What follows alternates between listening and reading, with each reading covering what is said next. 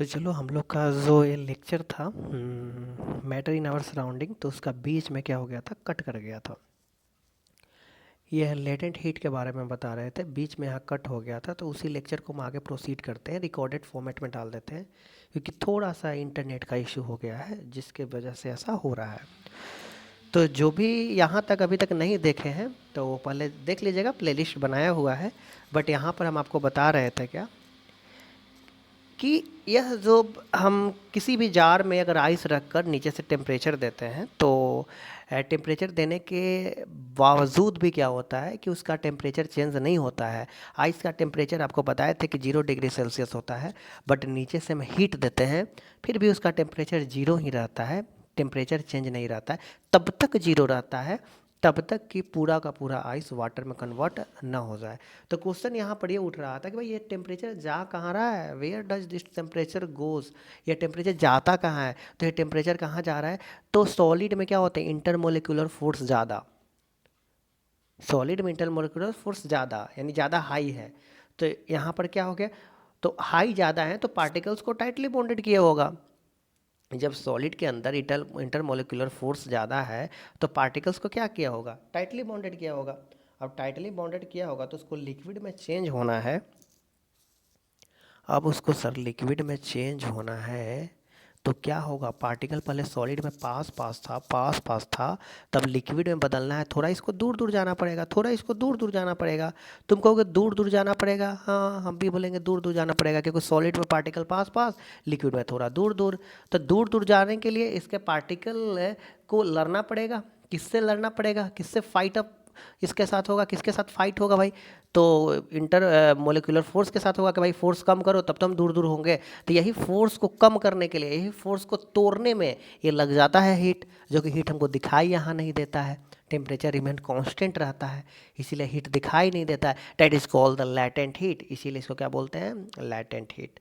I think अब आप समझ गए होंगे कि लैटेंट हीट क्या होता है, क्योंकि मैं इसके बारे में और डिटेल में बता चुका हूँ। चलिए आगे।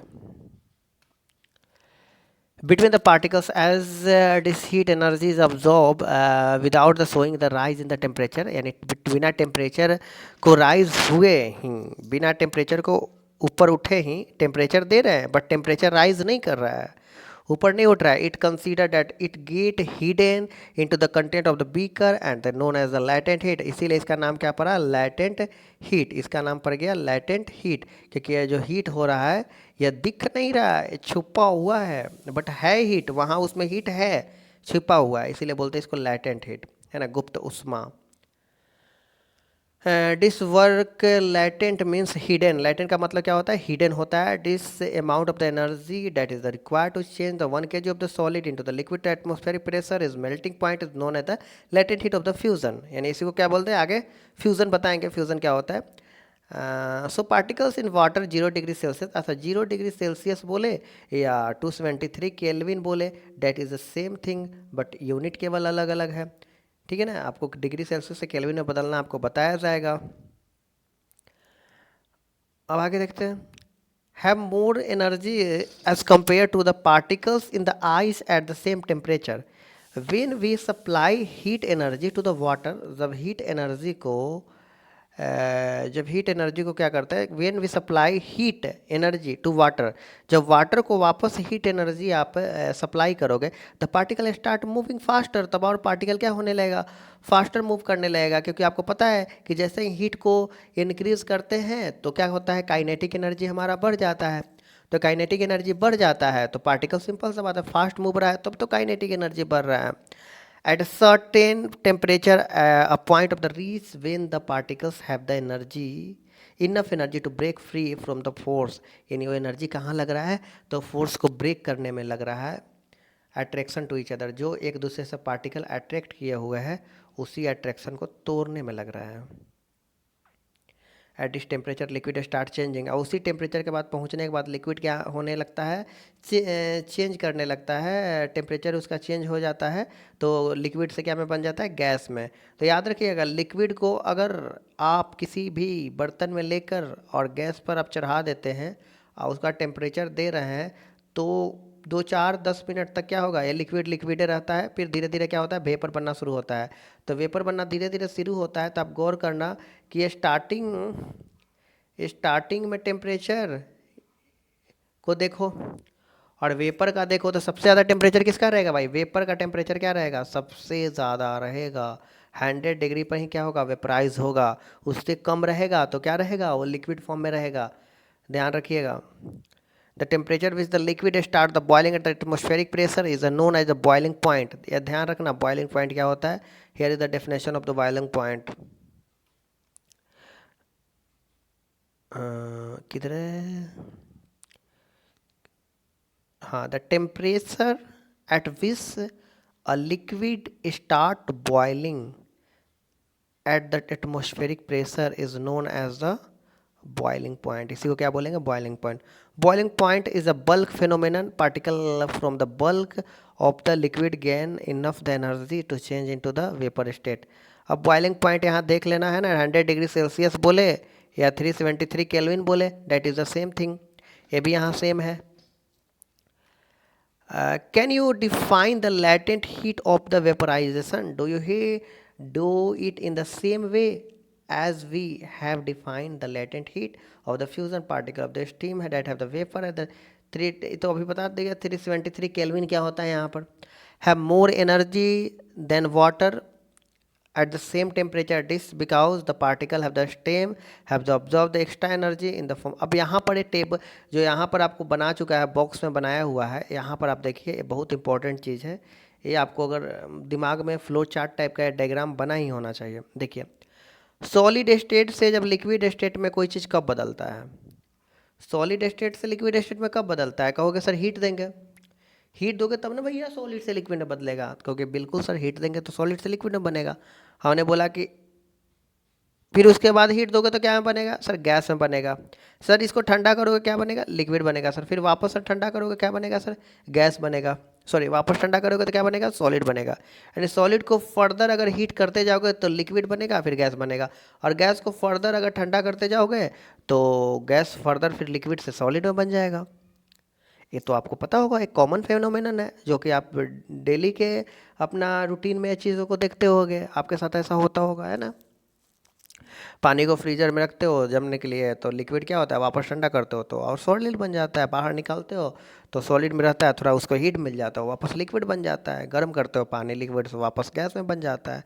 सब्जी बनते रहता है, पानी का ढक्कन जब गर्म करते हैं तो ढक्कन के पास पानी की बूंदें कुछ आ जाती है, तो वो वापस से गैस जो होता है ठंडा होता है तो लिक्विड बन जाता है। तो वही सब प्रोसेस के बारे में पढ़ना है यहाँ पर। कंडेंसेशन क्या होता है, वेपराइजेशन क्या होता है, मेल्टिंग क्या होता है, बॉइलिंग क्या होता है ना। डेट सब कुछ इंपॉर्टेंट यहाँ टर्मिनोलॉजी पर ध्यान देना है। चलिए देख लेते हैं।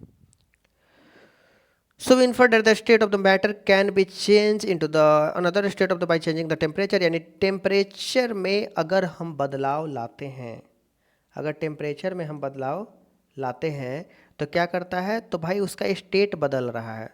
स्टेट बदल रहा है कि नहीं बदल रहा है, देखो तो टेम्परेचर में बदलाव से ही ना लिक्विड बना। टेम्परेचर में बदलाव ही किए ना, यहाँ भी टेम्परेचर में बदलाव किए, यहाँ भी टेम्परेचर में चेंजिंग लाए। तो जहाँ जहाँ टेम्परेचर में चेंजिंग ला रहे हैं, देख रहे हो यहाँ पर क्या हो रहा है, यहाँ पर क्या हो रहा है, देख रहे हो ना, हाँ देख रहे हो तुम, क्योंकि यहाँ पर स्टेट चेंज हो रहा है। So we infer that the state of the matter can be changed into the state of changing the temperature। We have learned about the substance around the change state from the solid liquid from the liquid to gaseous application heat below। but करें कि इसको नीचे हम और detail में पढ़ेंगे, है ना। अब देखो यहाँ पर एक दे रखा है क्या, एक आपको एक्सपेरिमेंट दे रखा है, एक्टिविटी करके बताया गया है कि कैम्फोर ले लिया गया है। कैम्फोर आपको पता है ना, कैम्फोर किसको बोलते हैं, कपूर, है ना, पूजा होने वाला जो होता है कपूर, जिसको आरती के समय यूज करता है उसको कैम्फोर बोलते हैं, कपूर। तो कुछ सब्सटेंस होते हैं ना, कुछ सब्सटेंस ऐसे होते हैं, सम सब्सटेंस ऐसे होते हैं कि वो सॉलिड से उनको अगर टेम्परेचर देते हैं तो सॉलिड से मेनली क्या बनता है, सॉलिड से मेनली क्या बनता है, लिक्विड बनता है, लेकिन सॉलिड से डायरेक्ट गैस में बन जाता है, ठीक ना। तो इस प्रोसेस को क्या बोलते हैं हम, सब्लिमेशन। इस प्रोसेस को क्या बोलते हैं, सब्लिमेशन।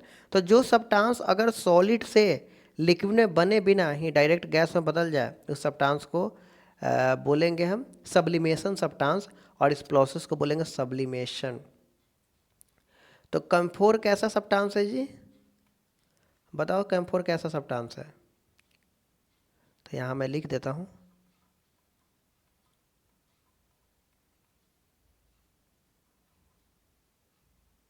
Sublimated substance. और इस प्रोसेस को क्या बोलते हैं? सब्लिमेशन कहते हैं। तो आपको समझ में आएगा। ठीक उसी तरह से ड्राई आइस, और एग्जांपल क्या दे सकते हैं हम? Naphthalene balls, dry ice, camphor, है ना। ये सब आपको ध्यान रखना है। अब फिर यहाँ पर कुछ बचा हुआ है, तो एक क्लास और हो जाएगा ना। तो effect of change in pressure, pressure क्या चेंज करने से क्या इफेक्ट होता है, बदलता है? बताओ। कोई चीज़ में टेम्परेचर को चेंज करने से, अभी देख रहे होते यहाँ पर, एक सेकंड,